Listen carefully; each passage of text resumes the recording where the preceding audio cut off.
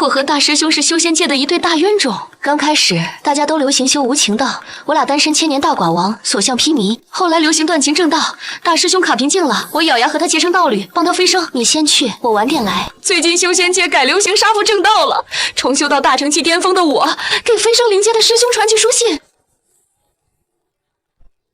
师兄，你下来给我修复呗。乖，我下手很轻，一点也不疼。我俩苦修千年，卷生卷死，修为睥睨天下，纵横各大宗门。没想到轮到我们快飞升的时候，天道改寿，有情到了。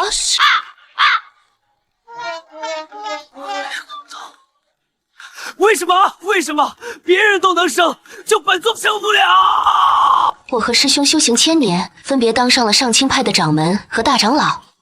修无情道的师尊、师伯、师叔都飞升了，轮到我们的时候，飞升不了。崩溃了，我真的崩溃了。因为我们当初修仙那会儿，天道的规则是无情道，这很适合我们两个不解风情的寡王。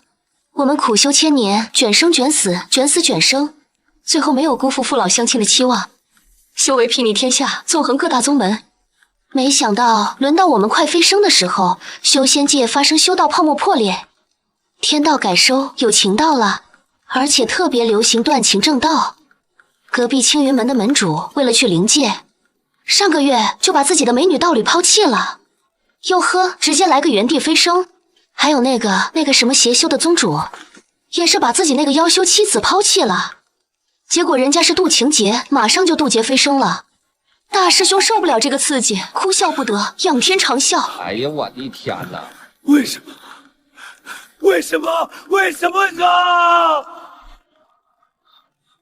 师兄，你我同门千年，虽然你修为比不上我，但是平时都带我吃香喝辣的。我实在不忍看你困在这大成期，寿元耗尽，荒废一世修行。搞错了，再来。这样吧，咱们结成道侣，你不就能断情正道，原地飞升了？大师兄用一种哪里来的二货的眼神看我，我去，好嫌弃！我从他眼神中看到了我好嫌弃你。人家断情正道是要向天道证明自己的本心，是要彻底的断情绝爱，以示自己对天道的忠诚。师妹啊，师妹，我本就是单身狗，性格又内向害羞，不懂这些的。就算断情正道又有什么用？难不成写一篇论文？哎呀，我的哥呀，你试试看好不好呀？瓜娃子的，能飞一个算一个撒，万一呢？在我百般纠缠之下，师兄同意了和我结成道侣。大婚当日，我趁他不备，抓住他的手捅了我一剑，就是坐上去那一下，有点扛不住。刹那间，数十道天雷应声落下，师兄渡劫飞升，而我化作金光，夺舍重生，从头开始修。这一世，我是一名剑修，无意间捡到一个戒指，里面有灵魂体教我修炼剑师、大剑师、剑王、剑皇、剑尊、剑灵。我又修了千年，只需再渡一次雷劫，然后按照剧本去打败了反派，成为大陆中唯一的剑帝，我就能飞升灵界了。没想到寄给师兄的书信石沉大海，找了从灵界下凡巡视的仙人混了，托某个仙人打听了才知道，灵界根本没师兄这号人。我懵了，彻底的懵擦擦了。我师兄呢？我修复正道的工具人呢？师兄，你可真是给我惊喜！别人飞升是去当神仙，你直接玩失踪，连封信都不给我。早知道我就和别人结道侣了。直到有一天，我在练功房修炼功法，没想到一直不见踪迹的师兄出现了，只是看起来有点好陌生呀。他穿着一袭长袍，额头前两撮好有艺术感的紫发，看着好时尚。原本梳得一丝不苟的长发披散着，一脸阴沉地看着我。师妹，千年不见了，你的嘴还是这么毒。我一看他那样子，大惊失色。啊不！真不成，师兄，你堕入魔道了！哎呀，我的天哪！师兄收起骇人的气势，将全身魔气收入气海。恢复往日亲切的模样，忽然想起来什么似的，散去魔气的师兄对着头顶的天郁闷地说道：“哎呀，我的天哪！我的天，谁知道呢？当日我飞升灵界之后，因你死了，心中悲伤，竟生出心魔来。他们说我走火入魔，灵界容我不得，我只能改修魔道了。我现在是魔尊了，要不你跟师兄我修魔吧？咱们还和从前一样。”我愣住了，你不是道心稳固、一心飞升的吗？你生哪门子心魔啊？师兄捂住心口，怅然若失。原本是心无挂碍的，但那日见你死在我剑下，脑子里总有一个念头：这世上有一女子，为了成就我，不顾自己的性命。若我的飞升是要你的性命来成就的，那我修仙到底有什么用，还有什么意思？师兄尴尬地掐了掐手指，我一脸无语地看着他，随即低声问道：“脱魔了？”师兄低着头，完全不敢看我，像极了做错事的孩子。我那个气啊，差点跳出轮回之外！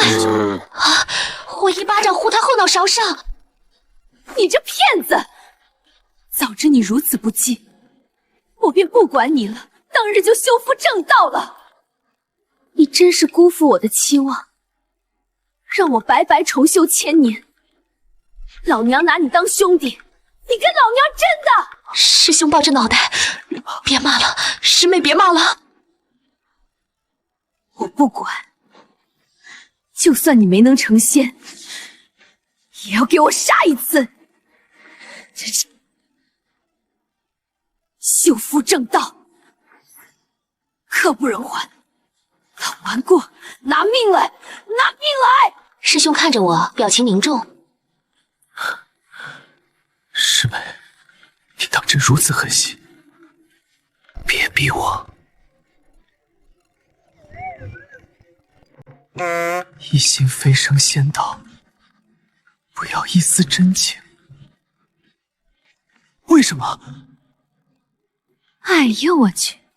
你猜老娘当年为什么修无情道？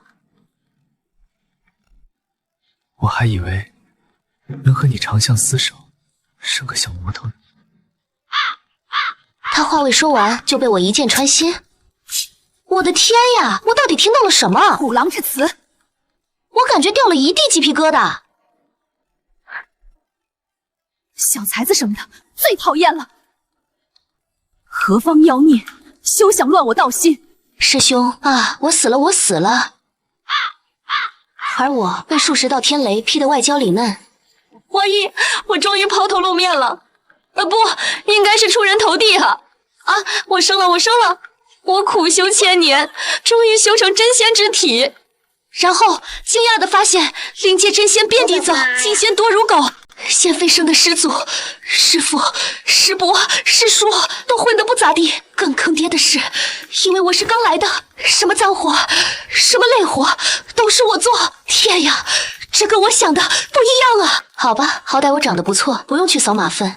一飞升就被抓壮丁，随战神一起去围剿魔界，攻打碧霄魔君。没错，碧霄魔君就是我那个修仙不成，堕入魔道，然后被我修复正道的师兄啊！我都吓得捂住嘴，实在是没眼看哟！真是遭了个天孽啊！赶紧跑去问领班，师姐的，还能不能不去？我上有师祖、师父、师伯、师叔。旁边的战神听到后走了过来。你以为我想去吗？我们炮灰是这样的，认命吧。你飞升之前，人家叫你青霞仙子；你飞升之后，统一成为天兵天将。斗云炉，只多给你一个名字——天兵将。你没发现我就叫战神吗？因为战神是个自称。没有自己的名字，谁当了这声了战？加倍了。好贬值啊！原来是这样。早知道跟师兄修魔了，我会啊，我真的会，会到我想去广场跳舞、唱歌了。不知道我现在修魔还来得及吗？来不及了，一切都来不及了。修行如天之远，一步踏错，步步都错。好吧，毕竟只是个小虾米，我还是作为天兵甲跟着战神出征了。两军交战，战神撸起袖子，看了一下格谷导航，冲上去和碧霄魔军对砍。我们天兵也冲上去，魔军对砍。我们剑修战斗力是要强一些的，毕竟我一生要强，一不小心就砍了上百个魔兵。我正打算找机会跟师兄同城，说我不修仙了，我想跟着他修魔，因为修仙没个前途。没想到刚才还和师兄斗得天昏地暗、风云色变的战神，居然被干掉了。临死之前，他还一脸欣慰地看着我。那个谁，本座死后，这10万天兵就交给你统领了，你就是下一任的战神。然后战神浑身化作点点金光，身消道陨，魂入归虚了。这该死的命运，竟如此的草率。战神说过，战神2字是个职称，冥冥之中，仿佛天道化作金光，对我施加咒语。谁当上战神，谁就失了自己的性命。那神格在老一代的战神陨落的瞬间，飞入我的体内。从此以后，世上只有战神，没有青霞仙子。哦，也可以叫我青霞神君。突然浑身一哆嗦，我从一个天兵甲无名小仙直接位列神班。师兄一脸无措地看着我，一脸的不可思议。师妹，你……我接过仙战神的佩剑君天剑，剑尖直抵碧霄魔君的咽喉。大胆魔头，别叫我师妹！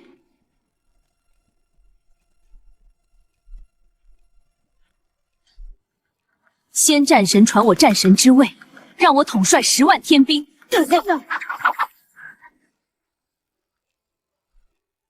我收回那句修仙没有前途的话，我没说过。要是我说了，那肯定是天庭给的不够多，或者我受委屈了。但我现在是天界10万天兵的统帅，还有仙战神直接送我的神格，直接保送成神。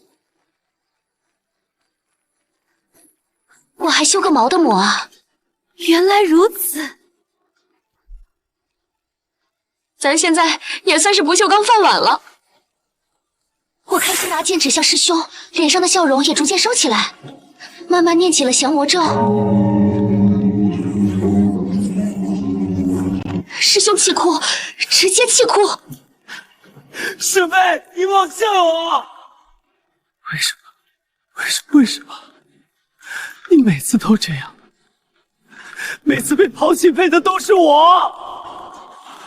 那一刻，师兄好像长出了恋爱脑，好像某一部电影，他好像站在大雪纷飞的大路上，仰天长啸，一副失恋的表情。在神魔大战的战场上，当着10万天兵和10万魔军的面，他满眼哀伤，尽显凋零破碎之美。众将士们纷纷露出了八卦的表情。看那边，魔君竟然亲自来了，真的在挑战。碧霄魔君怎么了？他看相碎了，女主快哄哄他呀！我勒个豆，魔君真是帅气哦，比我强，比我强！我还不刚这么追那女孩子。死丫头，你下来，该我演了！楼上的，你走开，你是男的，别激动。师兄，碧霄，你别哭了。他们这样搞得我有点尴尬。大家都在看我们。我是神，你是魔，这样要影响我正胜。你对我难道半点情意也无吗？修仙有什么好？修仙比我还重要吗？你别忘了，我们是拜过天地的夫妻啊！我更难以置信，你难道对我真有情意？说好的互相成全呢？还有，你说的是什么话？那可是战神之位啊！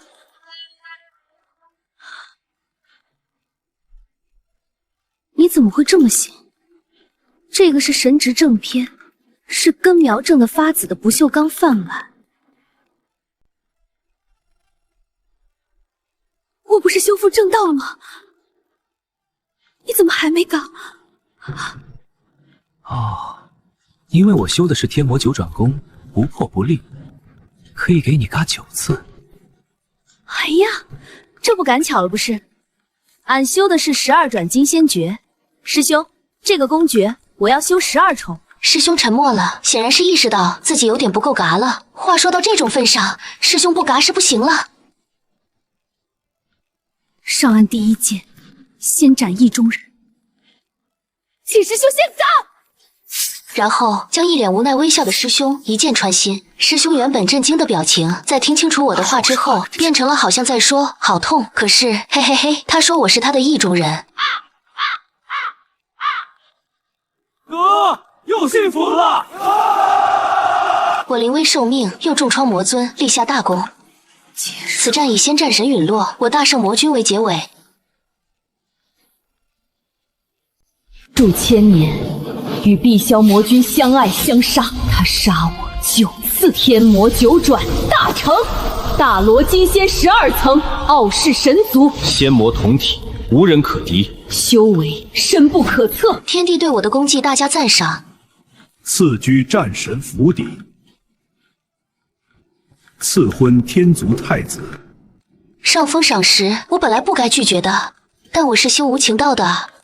我修复正道12次，才爬到这战神的位置，现在已经修炼12层金仙诀，这不是不锈钢饭碗吗？怎么还要嫁人啊？我绝不接受这样的命运。陛下呀，这个我好迷茫哦，这样是不是有些不妥？战神乃是天界军政要职，而你属于三无人士。哇哦，什么三无人士？一无背景，二无靠山，三无把柄。宝宝心里苦啊，像吃了双黄连一样苦啊。所以身居这样的高位，若不把你变成自己人，朕岂时难安呐？需要一点裙带关系，将我们紧密的捆绑在一起。战神什么的，不是靠实力就可以当的吗？守护3界还不够，还要搞政治。你看你天真了不是？这战神之位，朕能封你，也能夺去。劝你不要不识抬举。我不服，凭什么？就凭朕是这万界之主，对你赏也是罚，罚也是赏。哎呀，这个我也没啥想法的。行，你是老大，你说了算。就这样，我在成为战神之后，又成了天界太子的未婚妻，爬升速度之快，令人叹服。看他那副样子，还真以为自己是天神了。嘘，小声点，别让他听见了。天界对于我这个战神兼职未来太子妃也有了些不好的言论。难怪才飞升没多久，就能当上战神呢。原来是内定的太子妃啊！看看那所谓的战神，现在不还是得听命于人，真是可笑。退一万步讲，太子妃就不能是我吗？有没有一种可能，我是先当上的战神，才选上的太子妃呢？我看着远处的宫女，不屑地说道：“虽然我这太子妃还没当上，但我这个战神是实打实的。你们这样在背后群群我，我很难办，会忍不住打死你们。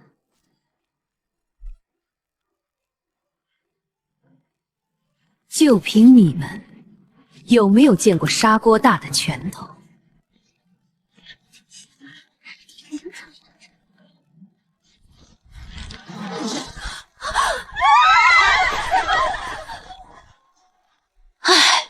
我为了往上爬，断情绝爱，现在天帝竟然要我嫁给太子，那我这么努力修行干什么？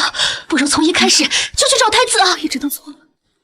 我决定跟太子商量一下，虽然我们都是工具人，但应该自立自强，意识觉醒。太子殿下，您难道没有自我吗？难道要当天地弄权的牺牲品，跟一个不喜欢的人在一起吗？太子长渊眼神充满了悲伤。姑既然身居天族太子之位，就应当承担起太子的职责。父帝要我取矣，姑取便是。当晚就听说太子宫里一个叫秀秀的纵身跳下了诛仙台，太子也跟着跳了下去，去凡间历劫去了。我必须历劫。据说是三生三世的情节，这下背后蛐蛐我的人就更多了。听说了吗？那凡人秀秀是太子殿下受伤跌落凡间时的救命恩人，两人早结为夫妻了，都是战神横插一杠，导致那凡人不堪受辱，跳了诛仙台。战神也真是的，为了往上爬，不择手段，害人家有情人被迫分离。我勒个豆！我裂开！你们这些神仙搞啥？哦，忘了，我自己现在也是神仙了，不能把自己骂进去。未婚夫跟别人历情劫去了，我的处境有点尴尬。尴尬的点就是我脸皮厚不尴尬，别人替我尴尬。宫娥们都安慰我说：“青霞神君，殿下是被那凡人女子迷了心智。等历劫归来，一定会知道战神您的好了。”我的好不是明摆着的吗？要那个太子知道个毛！是啊，战神您英明神武，修为盖世，威震魔族，只有您才配当太子正妃。那凡人再受宠，不过是妾，正妃妾室。哼，这套把戏我见得多了。神经啊，还搞上正妃妾室了！最离谱的就是天帝那个老狐狸了。天帝跟我说，青霞，唯有你才是朕选定的太子妃，旁人怎么都越不过你去。有没有一种可能，这个太子妃是你捆绑销售，硬要塞给我的？太子跳诛仙台，这荒谬之举竟是天帝授意。我和你的太子儿子总共也就说了2句话，然后他带着白月光跳诛仙台了。荒谬，这就是你所谓的天意。没想到天帝那个老狐狸，他不仅荒谬，他还能更荒谬。如今渊儿在下界以凡人身份历劫，前尘往事尽忘。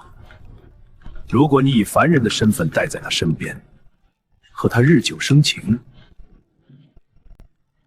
让他忘了那个叫秀秀的凡人，等他回归天界，一定会心甘情愿和你成婚的。我不去。战神，你敢违抗天地法旨，你想造反吗？还是想上诛仙台，斩神阁，断仙骨，抽仙髓？马上去，我行李收拾好了。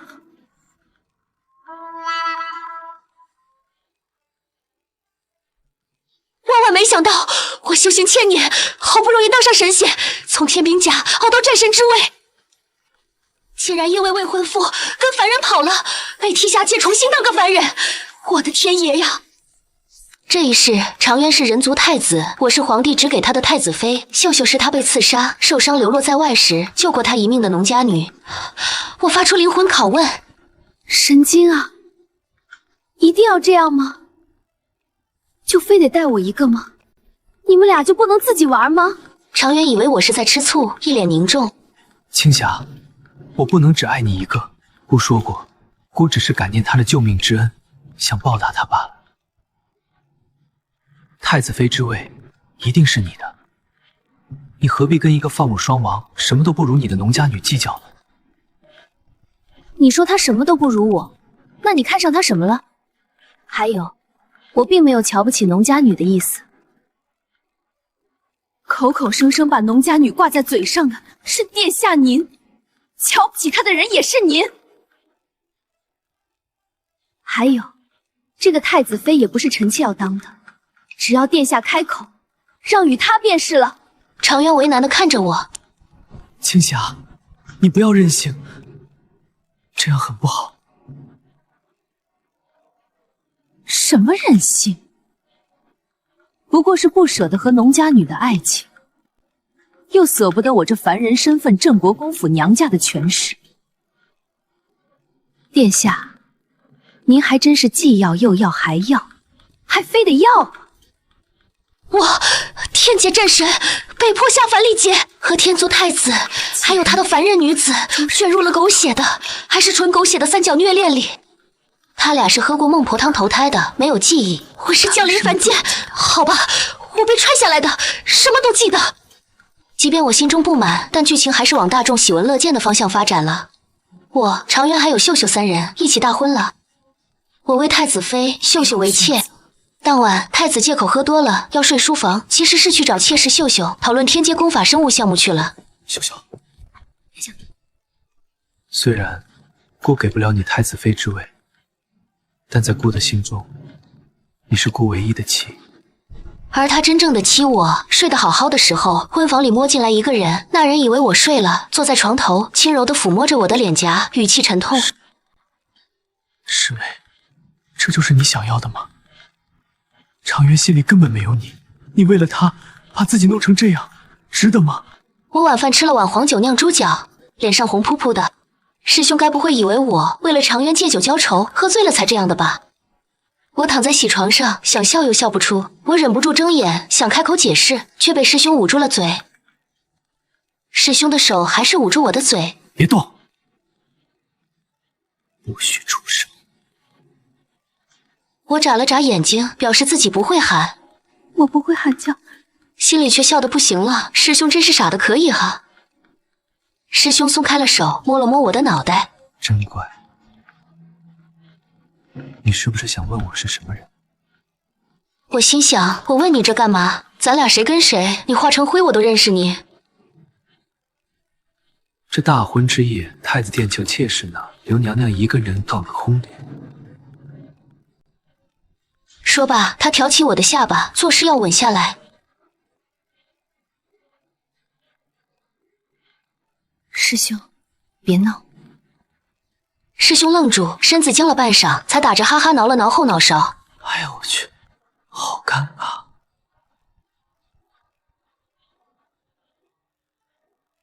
师妹，原来你没喝孟婆汤啊！我刚才是跟你开玩笑的。不会吧，我怎么可能想借机亲你呢？师兄不是乘人之危的人。你最好不是。你真的喜欢那个太子常渊？为了他，不惜追到凡间，浪费时间做这种无聊的事情。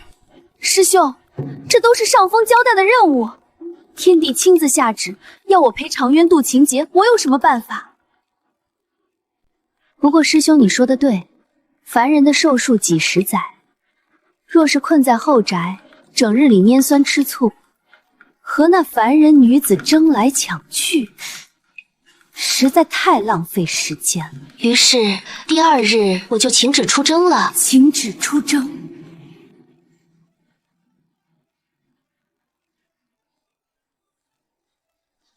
常渊和那妾室秀秀你侬我侬了大半个月，才想起我这个正妃，想去我院里看我。侍卫告诉常渊太子，启禀太子殿下，太子妃娘娘大婚第二日天一亮就请旨出征，如今只怕已经抵达北境了。太子妃不愧江门虎女。我这一去就去了3年。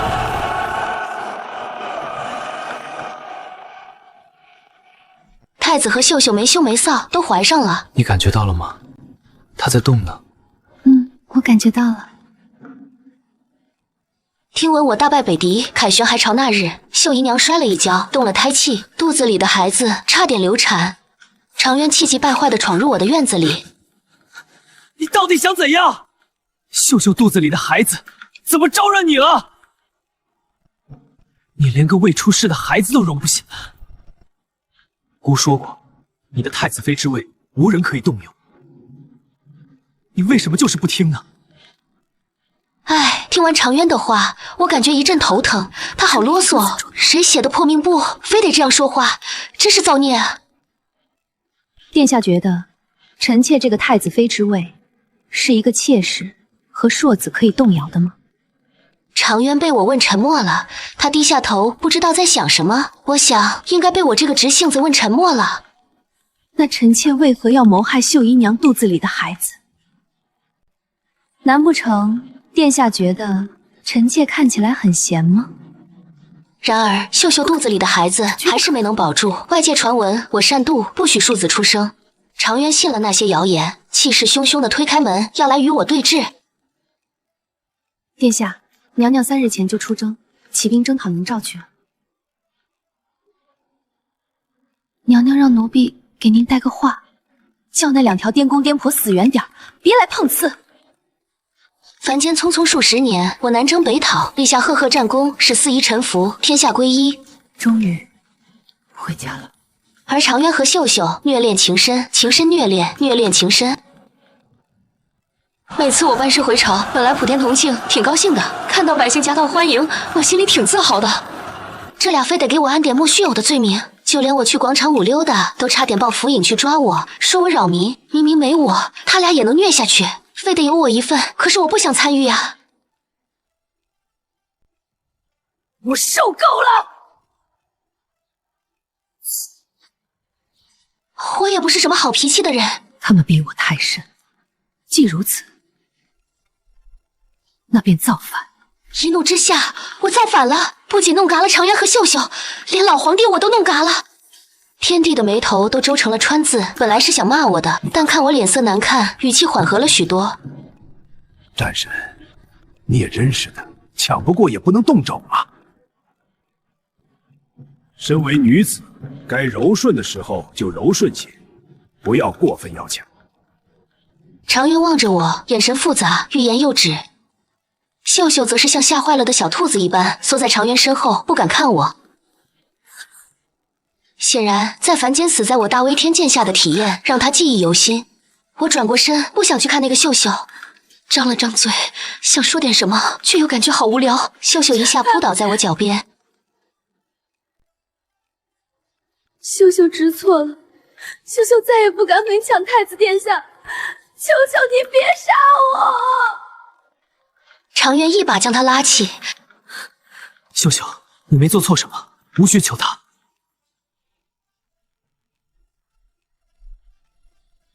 真是受够了你俩争执绿茶，挺烦的。这一次渡劫以我们3人均失败告终。常渊和秀秀是因为看不破情爱这一关，我则是因为不懂情爱。天帝觉得我之所以这般无情，是因为我是带着记忆转生的。只要我喝下孟婆汤，肯定会爱上太子。为了他的好大儿，不能自拔，对天界忠心耿耿。好吧，我又被打发去投胎了。这一世，我和常渊的身份是一个修仙门派的师兄妹，两人从小青梅竹马，两小无猜。常渊，你还记得我们第一次见面吗？当然记得，那时候你还是个扎着小辫的小丫头。而秀秀是新入门的小师妹，她以为这一次我们指定能成。殊不知，那碧霄魔君，也就是我师兄家前夫哥，也跟着来了，并且化身宗门长老，守护在我身边。师兄无论是修为还是长相，都比常渊这个毛头小子强了不知道多少。我因为失去了记忆，不再执着于修无情道，天天找大师兄玩，要和大师兄谈恋爱。师兄，我们一起去后山玩吧。师兄知道我是因为喝了孟婆汤才如此主动，恐我恢复记忆反悔，一直拒我于千里。但他这般高冷的形象，让我愈发心动，真是心花怒放，小鹿乱撞的。在青龙秘境中，常渊和秀秀自己跑了，师兄从天而降，亲自杀入秘境，将我救下。我倒在师兄怀中，柔弱不能自理。太虚长老，我就知道你一定会来，你不会丢下我不管的。失职自重，我是你叔叔。师叔既然对青霞无情，为何还要冒着生命危险来救我？师兄内心狂喜，嘴角压不住，却强装冷酷。你又在胡闹了。师叔只是不想你后悔。青霞不后悔，青霞心慕师叔，求师叔成全。叫父权。父亲，我和师兄在秘境里一起修炼了。心静如水，气随意走，感受到了吗？常渊和秀秀原以为我死定了，没想到我非但没死，还修为大涨，并且和宗门长老结成了道侣，超级加倍。师妹，你是不是气我当日救了小师妹不救你，故意气我？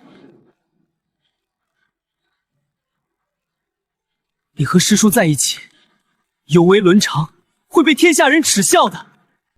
师兄都是为了你好。我笑了，为了我好，你带着小师妹跑了，把我丢给通天魔教。若不是师叔，我早就死了。还有，能不能少往自己脸上贴金？我和师叔在一起，是因为师叔无论是修为、人品还是相貌，都比你出众，根本不是为了气你。我云青霞生来要强，便是寻道侣，也要找着世间最好最强的。随即又想起了在秘境中被这两货当弃子丢掉的事，神情冰冷地说道：“你还不够资格。”常渊气得双目通红，但是又自觉理亏，躲到一旁的秀秀跑了过来，安慰他：“师兄，你别生气了。30年河东，30年河西，莫欺少年穷。总有一天，你会超过师叔，大师姐一定会后悔的。”是，莫欺少年穷。莫欺中年穷，莫欺老年穷，死者为大。看吧，我就说我们是最般配的。你们慢慢努力，我要和我帅帅的夫君一起修炼了。师兄表面冷静，嘴角却压不住。青霞这丫头也真是的。这一世，我和师兄双剑合璧，夺机缘，夺造化，人们称我们神剑侠侣。后来常渊和那秀秀小师妹的寿数尽了，我才回归天界。恢复记忆的我，戴上痛苦面具，抱头吐蕃鼠叫。怎么会这样？我竟然和师兄……但是想清楚了，师兄压根没喝孟婆汤。无耻老邓，趁我失忆，毁我清白！常渊看我的眼神也很复杂。战神，孤在你眼中，当真如此不济吗？心里想着，完了，我好想并不是很抗拒师兄对我好。那个婚约之事，臣会亲自去向天帝请旨，取消你我的婚约，成全你和秀秀姑娘。没想到常渊竟然一把握住了我的手腕，将我困在仙匣里，没什么墙角，所以困在结界墙上。终是没能得战神的青眼，是孤无能了。我看常渊的表情不大对劲，客套敷衍道：“婚嫁之事，不能强求吗？”不能强求吗？若是孤偏要强求呢？退一万步讲，孤就不能，你和秀秀都要吗？我好歹是一个战神，我承认我有运气的成分在，但我的实力是在那摆着的。心中无男人，用剑自然是。常渊冲过来，想要亲我，被我一顿胖揍，打得鼻青脸肿。老娘的便宜你都敢占，不要命了！殿下还真是吃着碗里的，想着锅里的。死你！老娘这战神有点白当。常渊笑着承受来自战神的毒打，好半晌才摆手示意。可以了，打成这样，傅迪应该会信了。啊，不是，你演的？常渊朝我一拱手，表情淡淡的。谢战神成全。但是我感觉这或有阴谋。我成全他啥了？过后我才知道，这家伙又在背后拿算盘算计我。匿名人士举报：下凡历劫期间，和魔族中人有不清不楚的关系。天帝疑心我通魔，将我停职，让我接受调查。我那个气啊，拳头都差点变馒头大了。你被停职？战神府里每日都有调查人员进进出出，我的个人物品都被他们翻了个遍。继续搜，任何可疑之物都不要放过。下凡历劫的经历也被他们用回溯镜调取，当众逐帧查验。就是这里，放大，逐帧回报。他们不让我去军营练兵，也不让我和旁人接触，却又不定我的罪来抓我，变相架空我的兵权，导致流言四起。听说战神勾结魔族，企图颠覆天界，这是三界不宁啊！只可惜后来碧霄魔君飞升灵界，弃他于不顾。哇擦，这么刺激啊！那战神历劫的时候，还和碧霄魔君结为道侣，受他蛊惑。你们不知道，战神还是个凡人，没有飞升之前和那碧霄魔君是同门，还结成了道侣。哎呀，战神那不是被天帝陛下下令喝了孟婆汤，失去记忆了吗？照我说，下意识的举动才最真实。战神就是喜欢魔尊，要不然为什么不选青梅竹马的师兄，而和宗门长老在一起？我去，你们现在功勋我，都不背着人的吗？常渊那个兔崽子，竟然敢阴老娘，让老娘给他背黑锅。分明是他私恋凡人，和我有了婚约，还和凡间女子纠缠不清。啊，不对，这一切怎么这么像天帝给我下的一个圈套？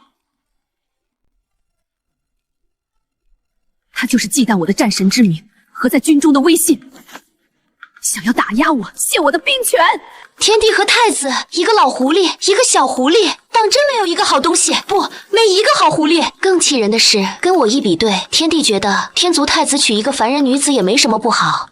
凡人女子没有根基，他儿子的地位不会受到威胁，不用为人掣肘。他决定赐那秀秀神格，让他从凡人变成神仙，配得上他的好大儿太子。这神格哪里来的？自然是从我这里来。那日我在战神府里侍弄花草，就被带到凌霄宝殿去了。四周皆是神仙，一个个飞在半空中看我。常渊拉着他的凡人秀秀，态度恭敬。请战神赐神格，秀秀只是个凡人，只有成了神，才能成为天妃，和姑丈相厮守。是啊，青霞神君，你能得到战神神格，本就是先战神在战死的时候不得已而为之。如今既然天界有需要，应该交还天界才是。陛下这是认定臣和魔族有勾结，要体夺臣的战神之位。爱卿说的哪里话？此事不是尚在调查之中吗？更何况只是要了你的神格，又不是要了你的命。我祭出战神长剑，灵气流转，震动袍袖。历代战神，只有战死，没有革职。陛下要臣把神格交给秀秀姑娘，分明想要臣的命吧？我的话算是彻底和天庭撕破脸皮了。数千年来，我一直在让自己适应这个生存之道。我不想再做讨好型的神仙了。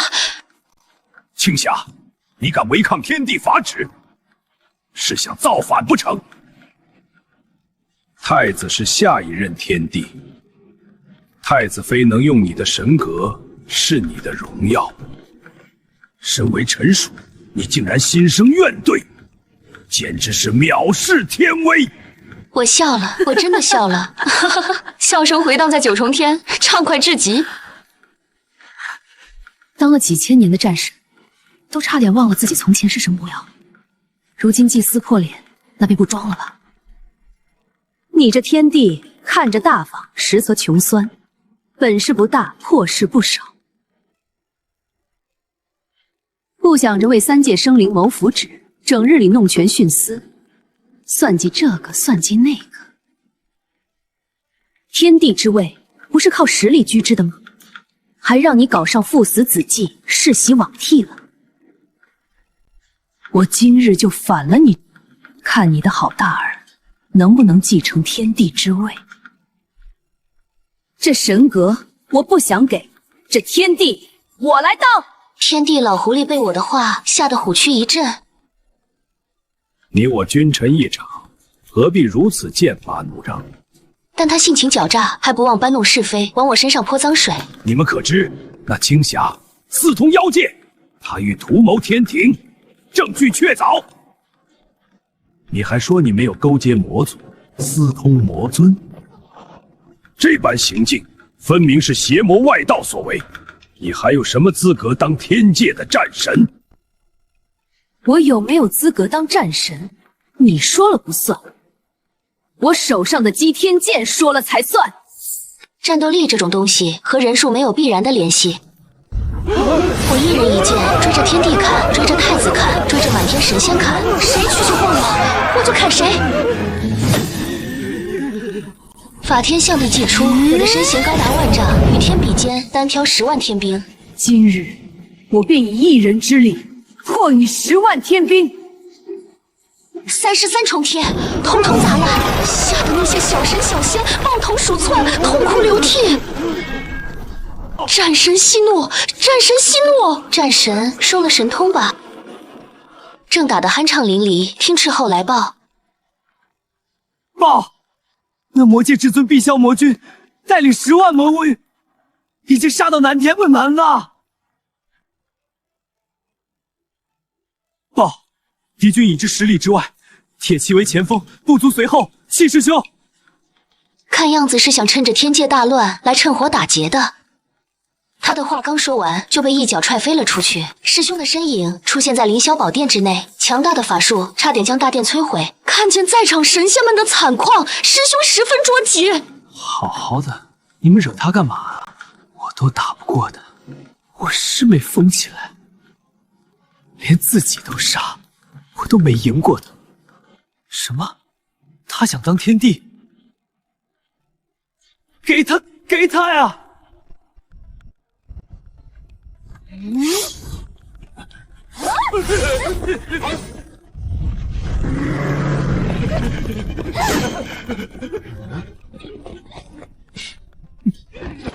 天帝被我打跪在地上，但还是不服气。给他？碧霄魔君说的倒是轻巧，真会慷他人之慨。你怎么不把魔尊之位给他？魔族之位，你敢放弃现在的荣华富贵吗？本座今日本来就是来投诚的。我们魔界愿意归顺青霞神君，我本人碧霄魔君愿入赘天界。说罢，牵出一个白皙俊秀、面容和他9分相似的小童。孩子本座都生好了，就跟青霞神君姓。原本还在大开杀戒的我，瞬间收起了法天象地的神通，恢复原本大小。看着眼前的小孩，我呆住了。这孩子你生的？嘿嘿一笑，这是本座的心魔，因你而生，自然是你我的孩子。乖孩子，快叫娘亲。